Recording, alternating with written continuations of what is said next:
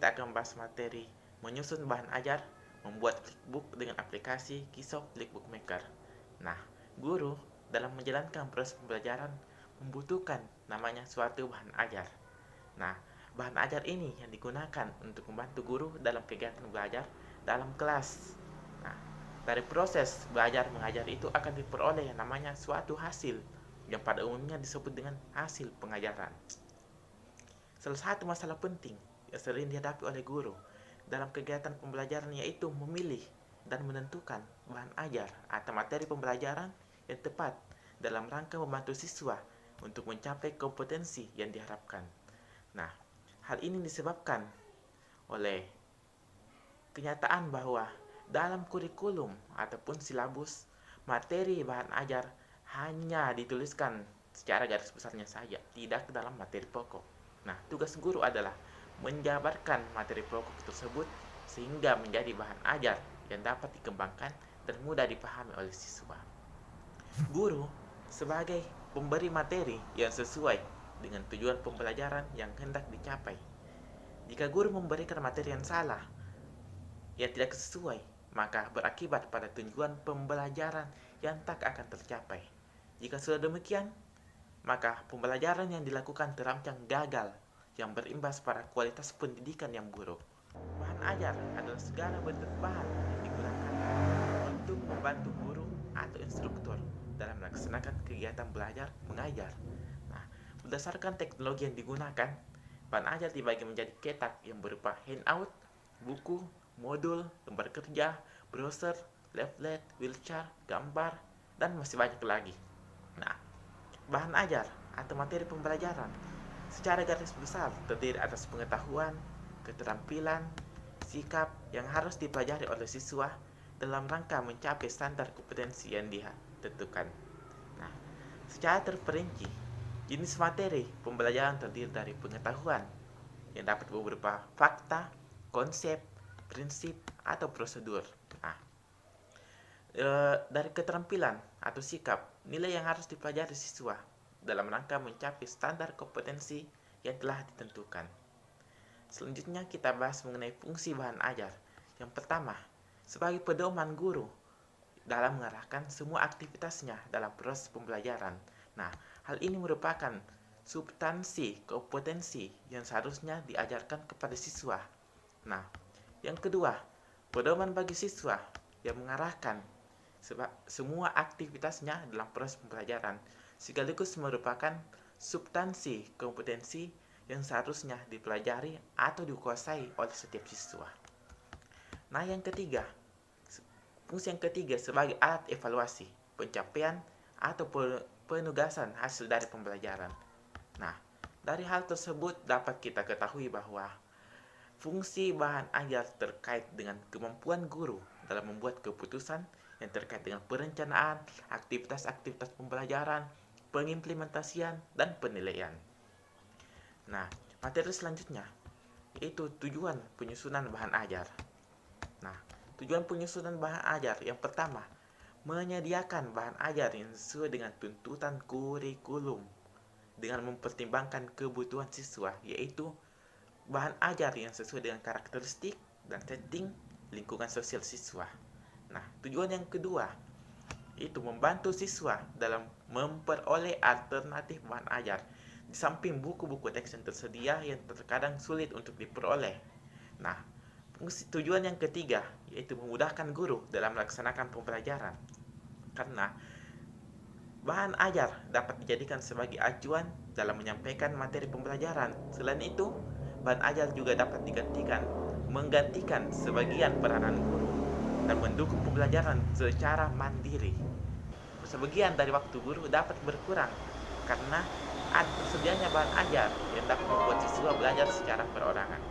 Nah, materi selanjutnya, kriteria bahan ajar. Nah, bagaimana bahan ajar yang baik? Nah, langsung saja, yang tentunya ekonomis, praktis, dan sederhana, mudah diperoleh, dan fleksibel. Nah, ekonomis yang berarti bahwa sumber belajar tidak harus mahal. Perlu disesuaikan dengan alokasi dana dan kebutuhan sumber belajar yang akan digunakan. Seperti layaknya prinsip ekonomi, perlu diusahakan agar mampu mendapatkan sumber belajar yang berkualitas yang sesuai dengan alokasi dana yang seminimal mungkin.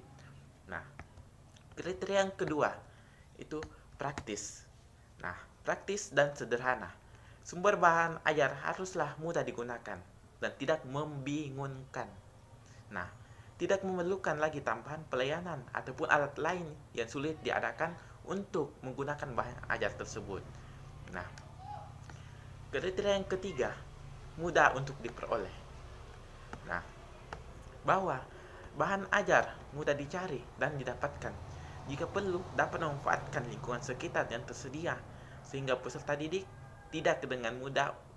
dapat dengan mudah untuk memanfaatkan bahan ajar tersebut. Nah, kriteria yang keempat, fleksibel. Nah, sumber bahan ajar tidak harus mengikat pada suatu tujuan atau materi pembelajaran. Akan tetapi, lebih baik dapat dimanfaatkan untuk berbagai tujuan pembelajaran, bahkan juga untuk keperluan yang lain. Nah, selanjutnya, prinsip-prinsip dalam pemilihan bahan ajar. Prinsip pertama, relevansi, konsistensi, dan kecukupan. Nah, prinsip pertama, relevansi. Dalam artian, materi pembelajaran hendaknya relevan, memiliki keterkaitan dengan pencapaian standar kompetensi dan kompetensi dasar sebagai bagian dari kurikulum. Nah, pada kompetensi dasar tersirat konsep yang harus diajarkan dan karakteristik konsepnya. Jika konsep merujuk pada jenis konsep tertentu, maka diperlukan strategi pengajaran yang lebih spesifik.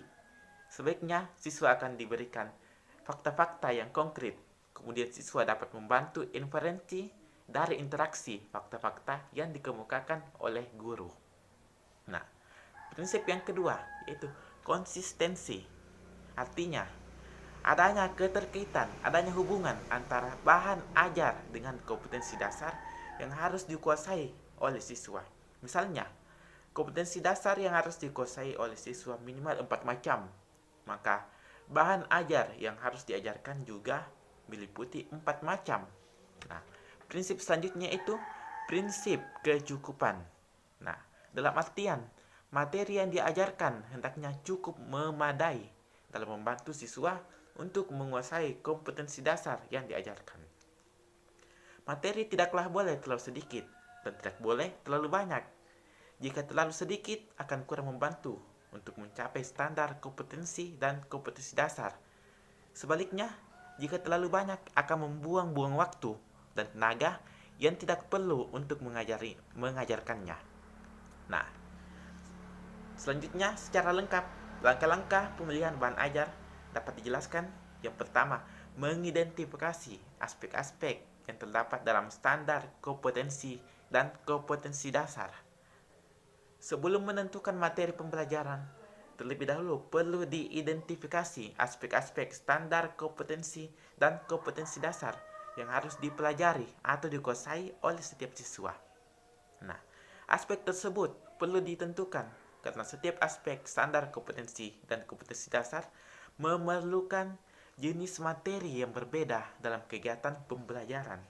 Nah, sejalan dengan berbagai jenis aspek standar kompetensi, materi pembelajaran pun dapat dibedakan atas kognitif, afektif, dan psikomotorik.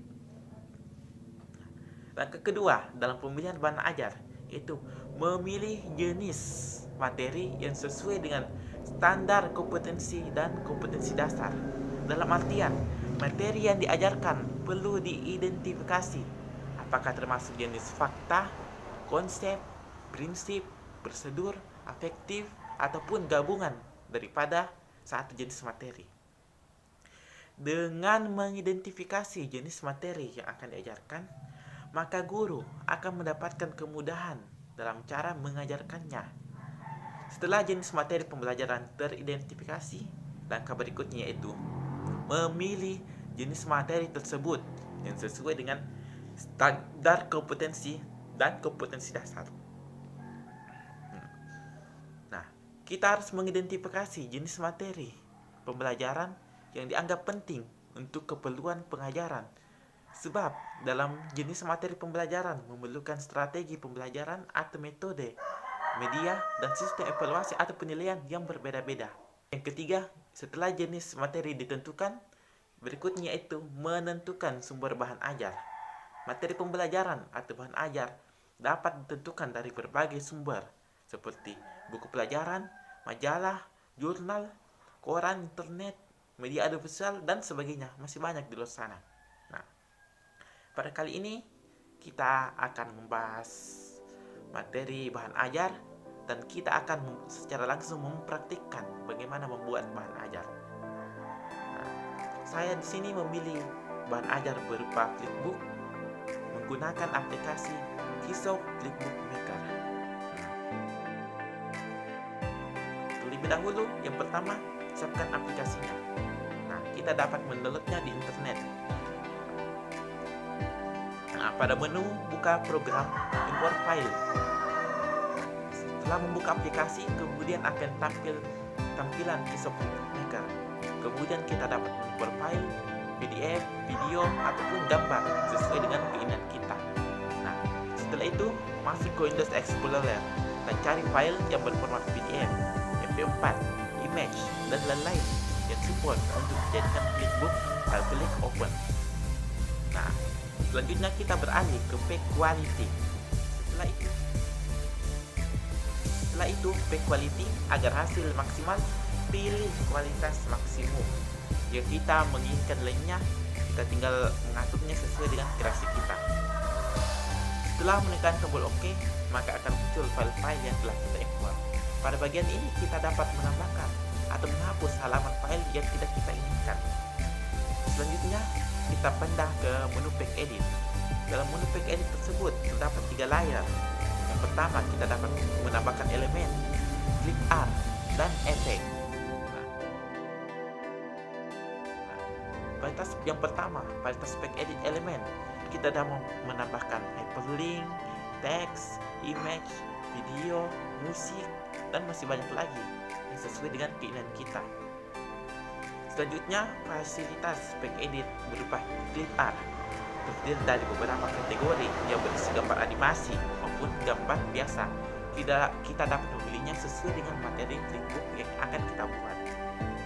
Fasilitas ketiga, fasilitas Pack Edit efek. Nah, pada fasilitas ini terdiri dari beberapa efek yang kita dapat gunakan. Nah, saya dapat menunjukkan contoh efeknya. Kita dapat menggunakan gelembung udara, hujan, es, nada melodi, dan masih banyak lagi. Kita dapat memilihnya sesuai dengan keinginan kita. Langkah selanjutnya kita beralih ke pack design. Setelah menambahkan media pada sebuah halaman flipbook, kita selanjutnya akan mendesain tampilan flipbook. Pada layar desain, kita bisa memilih tema flipbook sesuai dengan kit yang kita inginkan. Nah, tema flipbook tersebut dapat dipilih pada menu pack design, dapat dipilih sesuai dengan keinginan dan karakter dari flipbook yang kita akan buat. Untuk pengaturan dan tema yang kita buat, bagian paling bawah ada menu Advanced Setting. Dalam menu Advanced Setting ini terdiri dari 2 fasilitas, yaitu Style dan Language. Nah, kita dapat mengubahnya sesuai dengan kreasi kita masing-masing. Untuk menerapkan perubahan tersebut, kita dapat menekan tombol centang pada layar sebelah kiri paling bawah. Selanjutnya, setelah flipbook tersebut selesai kita buat, langkah terakhir yaitu mempublish. Nah, kita beralih ke menu Pack Publish. Kita dapat mempublishnya dapat berupa HTML, extensive, app, dan screensaver. Kemudian pada layar sebelah kanan, kita dapat menentukan tempat file hasil publish flipbook yang akan kita publish. Nah, nama flipbook, kita harus mengisikan nama flipbook yang akan kita publish, kemudian nama foldernya. Setelah itu, kita tekan tombol start. Tunggu beberapa saat sampai flipbook berhasil terpublish. Nah, jika setelah selesai terpublish, maka kita dapat mengklik view it. Nah, untuk view it ini berguna untuk melihat hasil flipbook yang kita telah buat sebelumnya. Berikut tampilan flipbook yang telah kita buat tadi. Nah, oke, selanjutnya sebagai kesimpulan dalam materi ini, ada beberapa alasan mengapa guru perlu mengembangkan bahan ajar. Yang pertama, menyediakan bahan ajar yang sesuai dengan karakteristik sasaran itu. Sasarannya itu siswa. Kita harus menyesuaikan karakteristik sasaran dengan bahan ajar yang kita buat. Selain itu, pengembangan bahan ajar harus memperhatikan tuntutan kurikulum. Dalam artian, bahan ajar yang akan kita kembangkan harus sesuai dengan standar kurikulum yang berlaku. Dalam kurikulum 2013, standar kompetensi dan kompetensi lulusan SKL telah ditetapkan oleh pemerintah dalam kurikulum ini. Namun, merupakan kewenangan penuh dari setiap pendidik untuk membuat bahan ajar yang sesuai dengan SKL yang telah ditetapkan tersebut. Dalam hal ini, guru dituntut untuk mengembangkan kurikulum, termasuk dalamnya memiliki kemampuan dalam mengembangkan bahan ajarnya sendiri. Nah, mungkin itulah tadi materi yang sempat saya sampaikan. Lebih dan kurangnya mohon dimaafkan. Saya ucapkan terima kasih atas